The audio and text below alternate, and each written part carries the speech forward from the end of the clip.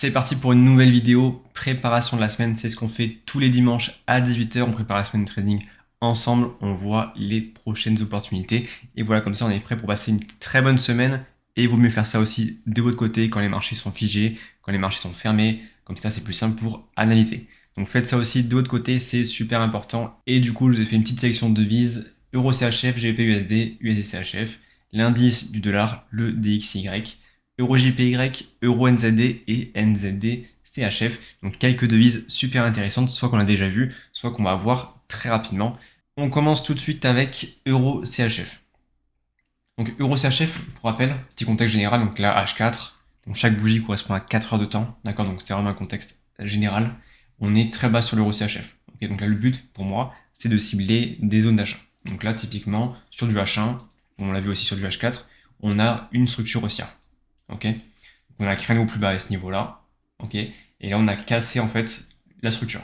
D'accord, on est revenu chercher le point le plus bas tout en respectant. Donc là on s'est positionné avec le groupe premium pour prendre des profits. D'accord, donc on a fait un petit ratio de 3. Il y a un petit SL de 20 pips. On clôture à 60 pips, ratio de 3, donc très bon trade. On a clôturé manuellement parce qu'on a une petite réaction qui s'est effectuée sur l'euro CHF à ce niveau-là, puis à 14 h. Je pense qu'on était 14 h ou à 14 h. Il y avait une news importante sur le dollar. D'accord, donc la clôture manuellement, on a assuré les profits. Et la preuve, c'est qu'on l'a bien fait, vu que ça a bien chuté. Et là, avec la chute, on voit que le prix est revenu directement dans la zone d'achat, qui est celle-ci. Donc là, nouvelle opportunité sur l'euro CHF pour reprendre de l'achat, c'est cette zone. Donc si on respecte, comme je vous l'ai dit, la structure haussière et qu'on respecte ce plus bas, on devrait ne pas la dépasser. Donc nous, on s'est repositionné avec le groupe premium pour prendre de l'achat sur l'euro CHF à ce niveau-là. Okay, donc là, à surveiller cette semaine. Soit il continue, soit il respecte ce schéma, il continue de monter. On peut récupérer toutes ces zones ici, casser ce plus haut, et sur du long terme, pourquoi pas, aller chercher ce plus haut ici. Soit on verra d'ici là, soit on casse plus bas, on verra d'ici là, il va créer de nouveaux plus bas, de nouvelles structures, et on verra plus tard pour le prendre à l'achat. Mais voilà, en tout cas, le setup actuel, c'est celui-ci, et on a déjà pris des profits, donc pourquoi pas en prendre à nouveau. Donc là, c'est la vision Euro CHF. On passe tout de suite à GBP-USD. GBP-USD, comme vous l'avez vu dans le groupe Telegram, n'hésitez pas d'ailleurs à rejoindre le groupe Telegram, il est gratuit, vous avez le lien dans la description. GBP-USD, on l'a pris dans tous les sens. On a pris en vente ici, en achat ici, on avait une nouvelle zone ici de vente, super intéressante, et là actuellement il remonte. Ok, donc il remonte par rapport au dollar, on va le voir juste après, mais il remonte dans une zone qui va de nouveau m'intéresser. D'accord, qui est celle-ci. Donc là, c'est les traces qu'on a fait avec le groupe premium en live, je vais pouvoir les retirer. Tac. On a du coup l'extension baissière sur GPUSD qui est tracée ici. Vous voyez, elle est sur H4. On a une belle extension baissière. On cible la dernière bougie haussière qui est celle-ci. Et ça nous fait une zone de retournement. Donc là, le prix, s'il atteint ce niveau-là, GPUSD est bon à vendre. Donc bien sûr, on est en contexte général, H4. On cherchera des confirmations sur du M15, du M30, voire du M5 pour se positionner à la vente. D'accord? Donc zone à surveiller sur GPUSD. Et on pourrait même surveiller cette zone ici. D'accord? Donc l'ancienne structure qui est ici, vous voyez, c'est le trait qui est tracé, on y est actuellement. Donc à surveiller aussi à l'open ce que fait le GPUSD ici. Donc deux zones pour l'instant GPUSD, celle-ci et celle-ci, pour bien sûr vendre. D'accord? On passe tout de suite à USD-CHF. USD-CHF, ça aussi on l'a vu la semaine dernière. On a, je vais mettre en daily, on verra mieux. On a un contexte baissier sur le USD-CHF. Là, on a une potentielle reprise haussière. D'accord, donc on a une zone weekly qui a très bien réagi, comme vous voyez ici. Et là, sur le H4, on voit que la structure est partie à la hausse.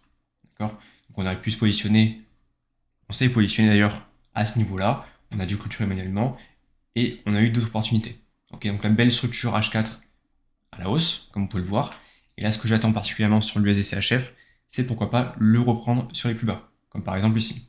Ok, donc là, pareil à surveiller les prochains jours pour avoir de nouvelles structures, pourquoi pas se repositionner à nouveau et voir ce qu'il en est. Et tout comme le GPUSD, ça dépendra vachement de l'indice du dollar, le DXY. Donc là, pareil, DXY, on l'a vu lors de la dernière vidéo. N'hésitez pas aussi à regarder les anciennes vidéos, c'est super important de voir comment le marché évolue. Donc là, zone daily qui a bien réagi, vendeuse, comme on l'a vu, et là, on a une structure baissière sur l'indice du dollar. Donc si l'indice du dollar chute, GPUSD monte et USD-CHF chute. D'accord? Donc là, pour l'instant, structure baissière, belle réaction sur notre zone, on respecte les plus hauts et on casse les plus bas. Donc belle structure haussière. Donc là, on peut à nouveau corriger, rechercher à nouveau plus haut, pour continuer de chuter. D'accord? Donc si on a ce scénario-là qui se réalise, si on continue de chuter dessus, on pourra attendre des setups encore plus hauts, par exemple sur l'euro USD et GPUSD, pour les vendre encore mieux. Et pareil que l'XAUSD, ça c'est aussi important. Donc pour l'instant, le schéma il est comme ça, à surveiller, voilà, s'il peut continuer de casser les plus bas et continuer de respecter les plus hauts, ça sera pour cette semaine. On a ensuite Euro JPY. Euro JPY aussi, on l'a vu la semaine dernière, depuis il a fait pas mal de choses. Hop, comme vous pouvez le voir, du coup, là je suis en H1, donc chaque bougie correspond à 1 heure de temps. On a eu cette semaine une belle réaction de l'euro JPY sur son plus bas. Donc ça, c'était une analyse qui était envoyée dans mon groupe analyse graphique. Belle réaction du yen ici, de l'euro JPY ici. Ok, donc depuis cette zone-là, on voit qu'il a fait une belle structure haussière, il est venu casser les plus hauts, et pourquoi pas du coup aller chercher directement la zone qu'on attendait la semaine dernière. D'accord? Donc là, pareil à surveiller. Est-ce qu'on a un retracement qui va s'effectuer maintenant et des nouvelles zones qui vont être acheteuses sur l'euro JPY? Donc là, pareil sur du M5, M15, on va pouvoir surveiller ces zones-là s'il continue de corriger. D'accord? Parce que dans l'idée, il peut respecter encore à nouveau ses plus bas. Soit du coup, il monte directement au plus haut. Et là, pareil, on cherchera une confirmation de mouvement M5, M15 pour prendre la vente à ce niveau-là. Donc là, surveiller deux zones intéressantes sur l'euro JPY pour cette semaine. On passe suite à Euro NZD. Euro NZD, c'est une analyse que j'ai envoyée directement dans l'ancienne vidéo préparation de la semaine, dimanche dernier. Donc là, c'était cadeau. Vraiment, on a une extension baissière, une zone de travail, extension baissière. Hop, on trace la zone de travail et on cible directement sur une plus petite unité de temps, une zone de retournement. D'accord, donc là, il est tracé en H1. Voilà, comme vous pouvez le voir, en H1, très belle zone, extension baissière. On cible la dernière bougie haussière et ça nous fait la réaction du prix. Donc là, comme vous pouvez le voir, réaction du prix très pixel et on est actuellement à plus 180 pips sur l'euro NZD avec un petit ratio de 3,5 en cours pour un petit stop loss de 50 pips. Donc, super trade. Ok. Donc on voit bien que le setup a été confirmé. Ok. Comme je vous l'ai dit, on respecte les plus hauts et on casse les plus bas. D'accord. Donc l'euro NZD peut très bien continuer de chuter.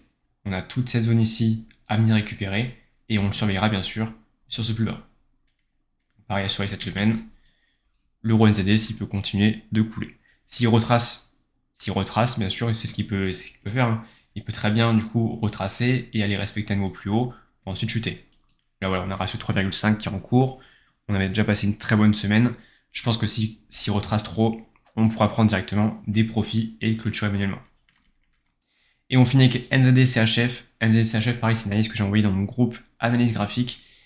On l'a pris, c'est un sell to buy. Ok, on l'a pris en vente ici et on l'a pris en achat ici. Donc là, contexte général sur le NZD CHF, voilà, il est très très bas là, je suis en H4. On a un NZD CHF qui est très très bas, donc le but c'est de cibler des zones d'achat. Donc là sur du H1, on voit un peu mieux. Voilà. On a premièrement une belle structure haussière qui a respecté les plus bas et qui a cassé les plus hauts pour confirmer du coup l'achat sur le NZD CHF. Donc là pareil, une première zone de vente sur ce plus haut et on est venu récupérer ici. Donc là sur du H1, comme on a vu tout à l'heure, ici on respecte les plus bas. Hop, structure haussière, on casse les anciens plus hauts. Là, pareil que l'ancien mouvement, on a une réaction sur le plus haut qui s'effectue ici, donc une première zone de vente qui a été envoyée dans mon groupe analyse graphique. Et là, du coup, on vient récupérer les plus bas, dernière bougie baissière, et ça réagit ici. Et impulsion de l'NZD CHF.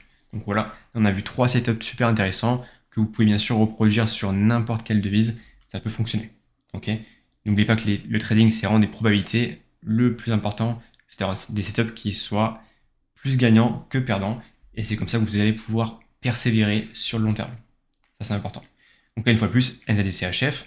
Si on veut se positionner une troisième fois dessus pour pourquoi pas le prendre à l'achat, c'est que là, on a vu qu'on a cassé le plus haut, qu'il effectue un retracement, ok, qu'on cible le plus bas et qu'on puisse le reprendre à l'achat. D'accord. Donc là, un troisième setup, un quatrième setup sur le NZD CHF pour se positionner et pour prendre à nouveau des profits. Donc voilà, petite semaine à surveiller, pas mal de news cette semaine aussi, donc on surveillera de très près le calendrier économique. Ne tradez bien sûr pas les news, prenez juste en compte qu'il y aura de la volatilité et que vous pouvez du coup soit sécuriser vos positions, soit prendre des profits. Mais voilà, en tout cas, ça sera super important pour cette semaine. Je vous souhaite une très belle ouverture des marchés, bonne semaine de trading à tous, et si vous avez la moindre question, n'hésitez pas à mettre soit en commentaire, soit me contacter directement sur Telegram, vous avez tout ce qu'il faut en description.